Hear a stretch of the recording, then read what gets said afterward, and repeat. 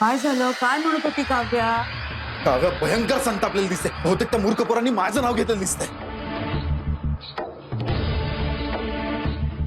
हे देवा, झालं, संपलं संपलं सगळं संपलं. कशी रे तुझी माणसं लेची पेची निघाली? हा, कसं घेतलं तुझं नाव? वा देवा देवा, ऐ बाई बाई बाई, हा अण्णा आणि आबा नक्की आपल्याला घराबाहेर काढणार आहेत, नक्की. अरे त्यात अजून तू पॉवर ऑफ अटर्नीवरती सह्या सुद्धा घेतल्या नाहीयेस त्यांच्या. गेलं, सगळं संपलं, काहीही उरलं नाही आता आपल्या हातामध्ये. आणि अरे त्यातून आज सगळी जण घरात आहेत. त्यांच्या समोर जर का आपलं भांडं फुटलं ना प्रथमेश, तर रस्त्यावर येऊ आपण. तू आई जरा शांत हो प्लीज. शांत बस, गप्प बस.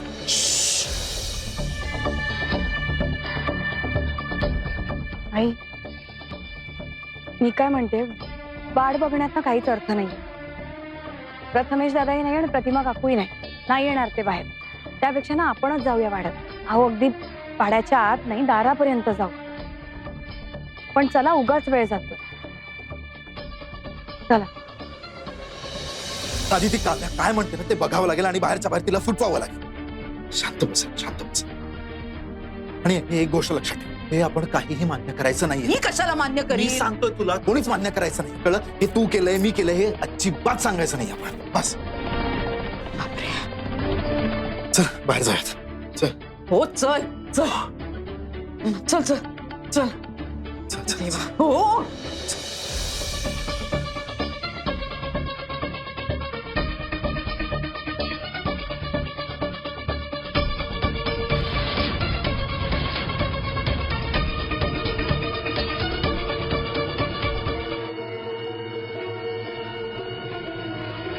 बोल बडाबड, कशाला बोलवलंस मला?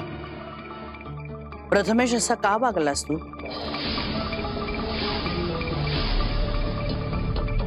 मी काय वागलो? आता कोणता नवीन आळ माझ्यावर घालताय?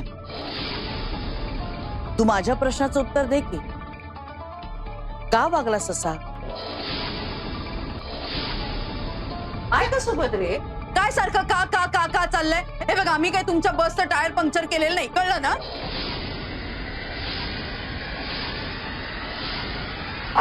काय? अहो, पण मी असं कधी म्हंटल की आमच्या बसचा टायर तुम्ही पंक्चर केला होतात म्हणून? मग तुम्हाला कसं कळलं?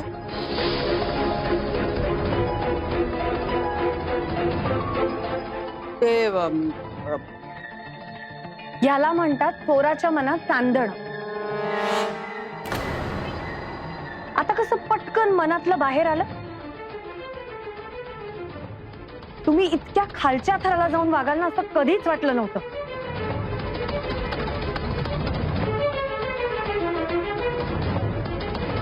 जाऊबाई, तुम्ही सुद्धा सामील झालात प्रथमेशच्या कारस्थानात?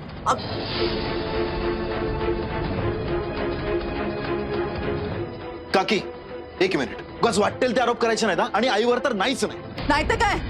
आणि काय का सोबत रे? मी नात्याने आणि वयाने मोठी आहे तुझ्यापेक्षा. मोठ्यांची कसं वागतात एवढंही कळत नाही तुला? पण तुम्ही दोघं आरडाओरड का करताय? कोण आरडाओरड करताय? काही काय? तुम्हाला काय वाटतंय, तुम्ही असे ओरडून बोललात तर तुम्ही जे काही बोलताय ते खरं आहे असं होईल का? नाही ना? आणि मोठ्यांनी मोठ्यांसारखं वागायचं असतं, त्यांना मान द्यायला. पण तुम्ही तर सगळं ताळतंत्र सोडून, सगळ्या मर्यादा सोडून वागला आहात. मी तुम्हा दोघांना अजूनही सांगते, बाहेर या, आपण बाहेर बसून बोलूया. घरात तमाशा नकोय. कोण तमाशा करताय इथे? आम्ही काय अगं, तमाशा तुम्ही करत दोघी नाही, तुम्हीच तमाशा करताय. आम्ही तुम्ही काहीच आलात करत नाहीये. तिथे तमाशा काय करायला. चाललंय? काय चाललंय तमाशा? अरे एक टूर तुम्ही यशस्वी केली म्हणून काय आभाळाला हात लागले नाहीत तुमचे? लगेच हवा गेली का डोक्यात तुमच्या? एक टूर तुमची यशस्वी झाली म्हणजे सगळ्या टूर्स यशस्वी होतील असं नसतं. बिझनेस म्हणजे काय खायचं काम नाहीये. अरे राज पाटलांनी आजपर्यंतची इज्जत कमवली ती तुम्ही सगळी धुळीला मिळवताय. अरे बाबा बाबा, अगं बाई, तुमच्या मनासारखं केलं ना तुम्ही, मग कशाला आरडाओरडा?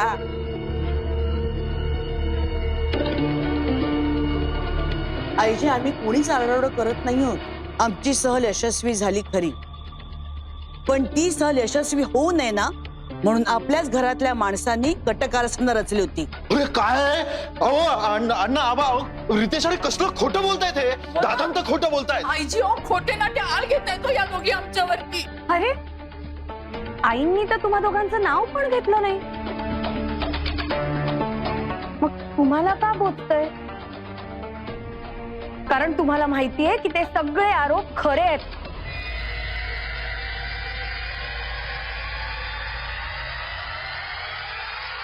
अगं पण एक मिनिट प्रतिमा काकू, मला आधी घरच्यांना सांगू तरी द्या की एक्झॅक्टली तुम्ही काय केलं होतं.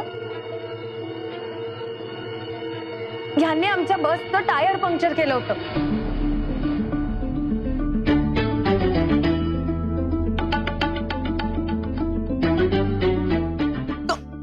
मुद्दाम माणसं पाठवली होती.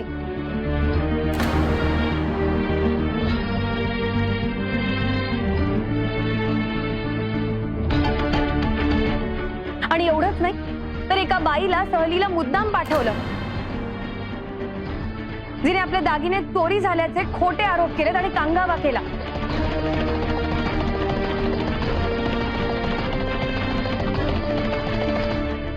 असं आम्ही काहीही केलेलं नाहीये बरं का.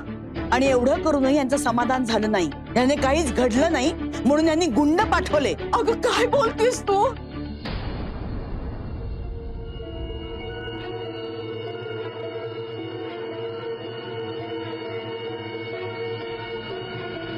काकी काही बोलू नको सांग प्लीज. विशेष त्या गुंड्यांनी आम्हा बायकांची छेड काढली.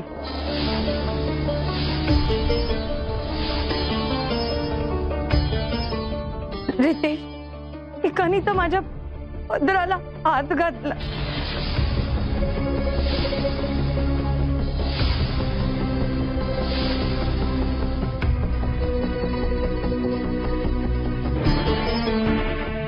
काय काही झालेलं नाहीये, उगाच काहीतरी आपलं बोलू नकोस, कळलं ना?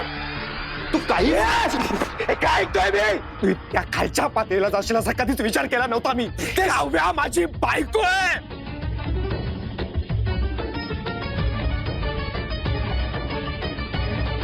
तू तिला त्रास द्यायला आणि बाकी सगळ्या बायकांना त्रास द्यायला माणसं पाठवलीस. तू असं करशील असा कधीच विचार केला नव्हता मी. तुला सोडणार नाही आहे. सोड मला.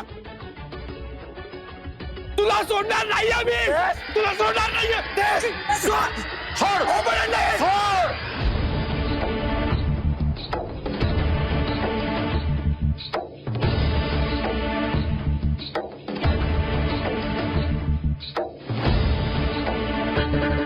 अरे काय करतोस तू हे? ती बोलली आणि तू मानलंस. अरे 4 दिवस झाले तिच्याकडे तुझी ओळख होऊन. हा भाऊ आहे तुझा, चुलत असला तरी सख्यासारखे राहतो ना आपण. हाय असं काय करेल यावर विश्वास कसा ठेवलास तो?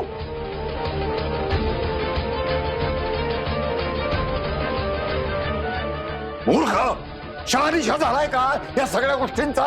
नाही ना. अहो पण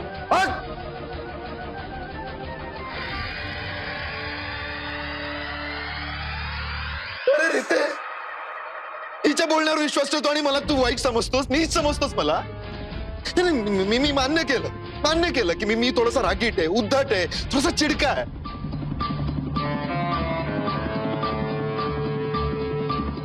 पण मी वाईट नाहीये रे, मी वाईट नाही, मी नीच माणूस नाहीये रितेश. मलाच वाईट वाटतंय की वहिनी माझ्यावर असे खोटे आरोप लावते ते.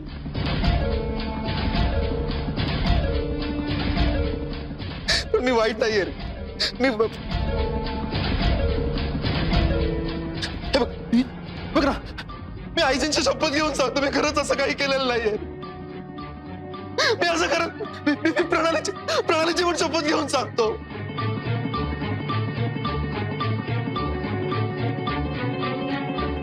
शपथ. पार्थ कुठं खाली ये रे जरा. मी खरंच वाईट नाहीये, खरंच वाईट नाही.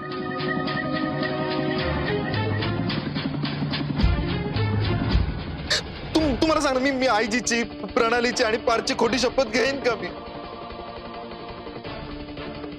घेईन का? सांग ना मला.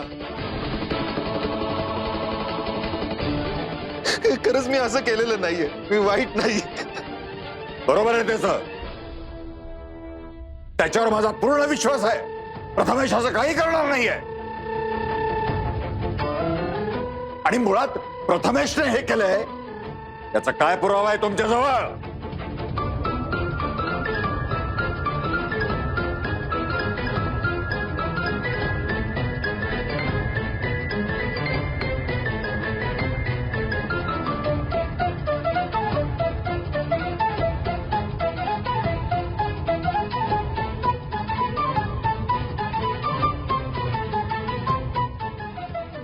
हे रितेश, तुझा माझ्यावर विश्वास नाहीये, विश्वास नाहीये ना? तू एक काम कर ना, तू मला आता रितेश मार ना, मार, मार, मार, मार ना. मी वाईट नाहीये.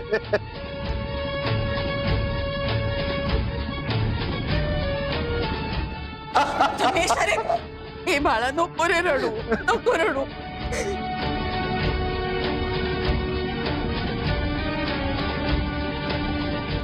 नाही रे, तू वाईट नाहीये, खरंच नाहीयेस.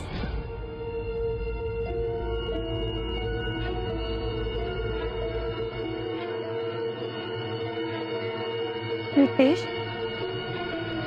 आमची छेड काढली, आम्हाला त्रास दिला, माझ्या पदराला हात घातला गेला. सगळं मी खोटं बोलेन. मग दे पुरावा तुझ्या खरेपणाचा.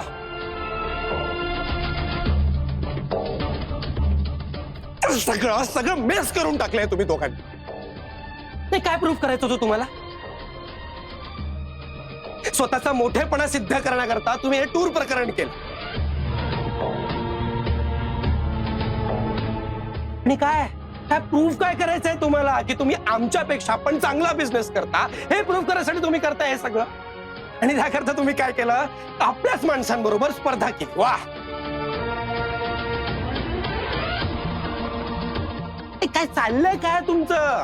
आणि आता ही स्पर्धा जिंकण्याकरता तुम्ही आपल्याच माणसांवर खोटेपणाचा आरोप लावताय. काय चाललंय काय तुमचं?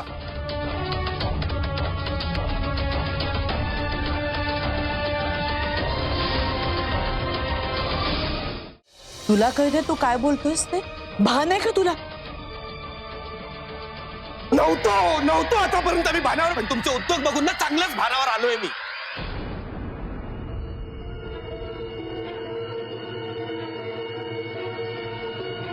बघितलंस ना रितेश, तरी सगळेजण घरातले तुला सांगत होते हिच्याशी लग्न करू नकोस, पण तरी सुद्धा लग्न करून तिला घरात घेऊन आला. बघितलंस ना, चांगले पान फेडते. यांचा इगो घराच्या कल्याणापेक्षा मोठा असेल आणि त्याकरता हे घराच्या सुखदुःखाची पण आहुती देतील असं कधीच वाटलं नव्हतं मला.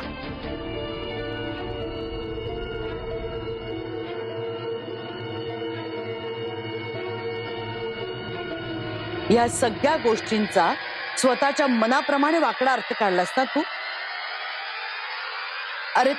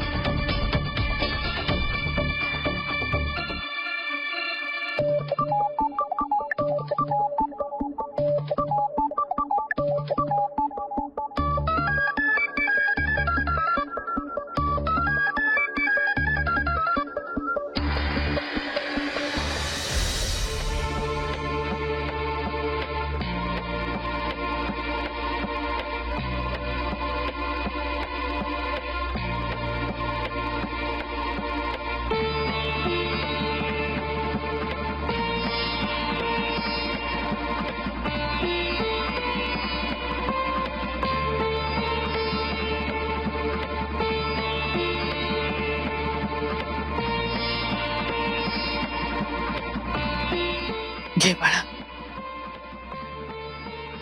काव्या, रडू नकोस. पाणी घे, बरं वाटेल. घे.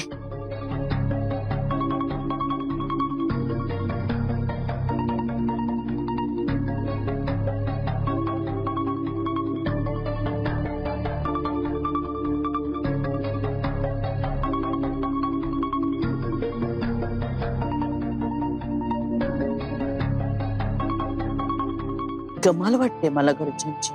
प्रथमेशच्या खोट्या शब्दावर सगळ्यांनी विश्वास ठेवला. घरात सगळ्यांना ठाऊक आहे, अगदी आबांना, आईजींना, सगळ्यांना, की मी कधीच खोटं बोलत नाही. आईजी तर सगळ्यांना बोलूनही दाखवतात की माझी सुभद्रा कधीच खोटं बोलत नाही.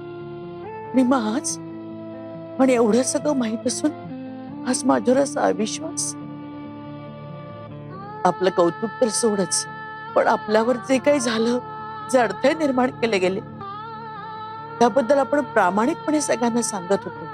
त्याच्याबद्दल कुणाला एक क्षणभर सुद्धा काळजी वाटली नाही. ती आपलीच माणसं आहेत ना ग, ज्या घरासाठी, ज्या माणसांसाठी आजवर मी इतके कष्ट घेतले, ती आज माझ्याबरोबर अशी वागतात. आपल्याकडे पुरावे मागतात. मग प्रथमेशकडे का? काव्या, काव्या, अगं आपल्याकडे पुरावे आहेत. त्या गुंडांनी पोलिसांसमोर सांगितलं की प्रथमेशनेच त्यांना पाठवलं होतं. आपण गप्प का बसलोय काव्या? चल चल चल चल, आपण सगळ्यांसमोर हे आणायलाच पाहिजे. चल, आपण त्यांच्या समोरूनच फोन करूया पोलिसांना आणि बोलवून घेऊया तिकडे, म्हणजे काही गडबड होणार नाही. चल चल चल चल, उठ काव्या. चल काव्या, चल ना लवकर. अशी गप्प का बसलेस? असं रडत बसून चालणार नाही आपल्याला. चल, उठ. आई, याचे पुरावे द्यायचे, त्यातच आलं ना सगळं.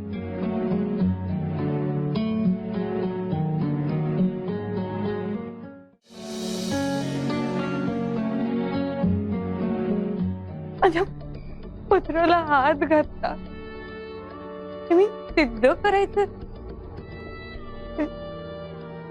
माझ्या रितेशला माझी छेड काढली प्रथमेश दादांच्या सांगण्यावरून. पण याचे मी पुरावे द्यायचे. प्रथमेश दादांनी खोटी शपथ घेतली आणि रितेशला त्यांची बाजू पटली. आमचं काय, आमच्या नात्याचं काय?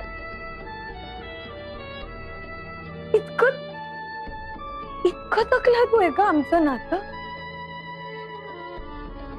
नवरा बायकोचं नातं हे विश्वासाचं असतं ना.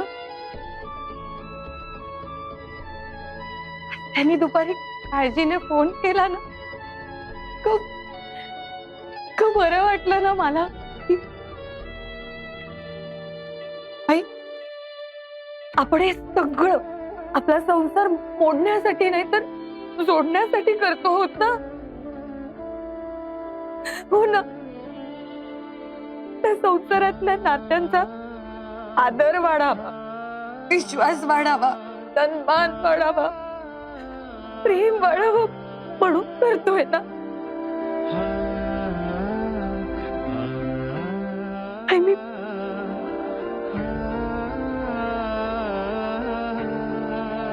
मी जगाशी लढू शकते, पण जर रितेशचा माझ्यावर विश्वासच नसेल तर मी काय करेन?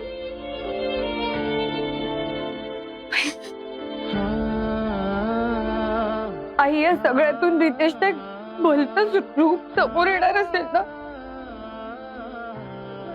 तर मी तर नाही सहन करू शकणार. मी हे सगळं प्रेमाच्या जोरावर करत होते.